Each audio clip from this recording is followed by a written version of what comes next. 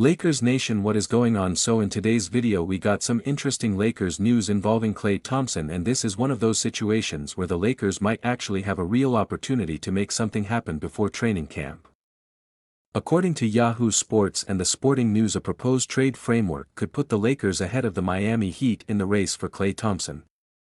And honestly, Lakers fans, I think this is a situation that deserves some attention, because this is not simply about adding another big name. This is about adding a player who could potentially fill a very specific need on this Lakers roster. The proposed deal would send Klay Thompson to the Lakers, while Dallas would receive Jarred Vanderbilt and a 2031 second-round pick from Washington. Now, before we get too excited, I want to make something very clear. This is a proposed trade framework. This is not a report saying the Lakers and Mavericks are currently negotiating this exact deal. But the reason I think it is interesting is because there is actually a basketball argument for making this move. The biggest question for me is, what does Klay Thompson bring to this Lakers team right now? Because obviously Klay is not the same player he was during those Golden State championship years. We are not talking about the Klay Thompson who was putting up huge scoring numbers and looking like one of the best shooters in NBA history every single night. Last season with Dallas, Klay averaged 11.7 points per game while shooting 38.3% from 3 on 7.6 attempts per game. And some people are going to look at those numbers and say that is not good enough. I actually think you have to look at the role he would have in Los Angeles. The Lakers do not necessarily need Klay to be their number one scoring option. They already have Luka Doncic. They have Austin Reaves. They have other players who can create offense. What they need is somebody who can make defenses pay when Luka has the ball in his hands. And that is where Klay becomes very interesting. Imagine Luka coming off a screen with the defense collapsing toward him and Klay Thompson standing on the wing. You cannot casually leave Klay open. Even at this stage of his career, defenses still have to respect that shot. That could create more space for Luka. It could create more driving opportunities for Reaves. And it could make teams think twice about loading up on one side of the floor against the Lakers. That is the part of this potential move that I really like. You are not asking Klay to become the player he was in Golden State. You are asking him to become a high-level floor spacer and veteran shooter around Luka Doncic. And I think that role could make a lot of sense. But now we have to talk about the price.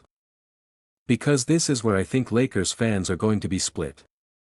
The proposed trade has the Lakers sending out Jarred Vanderbilt and a 2031 second-round pick. From a pure asset standpoint, that does not sound like a massive price for a player like Klay Thompson. But Vanderbilt is still a player who brings something different to this roster. When healthy, he can defend multiple positions. He can bring energy. He can give the Lakers another physical defender. And after losing defensive pieces, you cannot completely ignore what Vanderbilt provides. So if the Lakers make this trade, they are basically making a decision. They would be saying, we believe Klay Thompson's shooting and offensive fit around Luka is more valuable to this team than what Vanderbilt gives us defensively. And personally, I think that is a conversation worth having. Especially because of the way the NBA is played right now.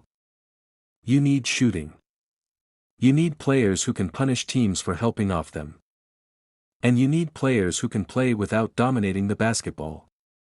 Klay checks those boxes better than a lot of players the Lakers could realistically acquire. But there is another reason this situation is interesting. The Miami Heat. Miami has reportedly been interested in Klay Thompson, but their approach is different. The Heat reportedly want Klay if he becomes available through a buyout. The problem is Dallas does not appear interested in simply buying him out. The Mavericks want something in return.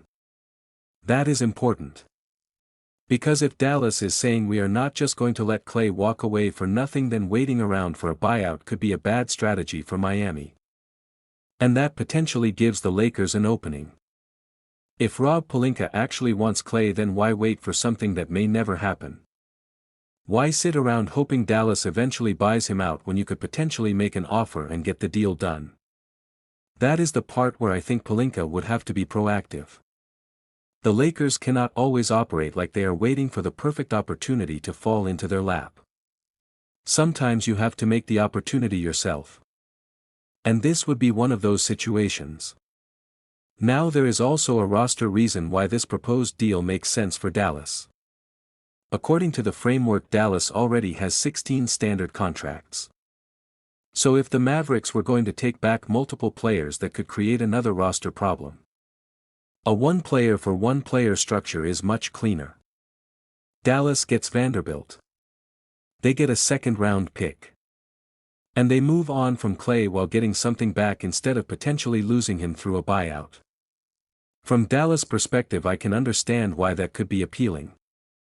But now let me give you my personal opinion. If I am Rob Pelinka, I would at least make the call.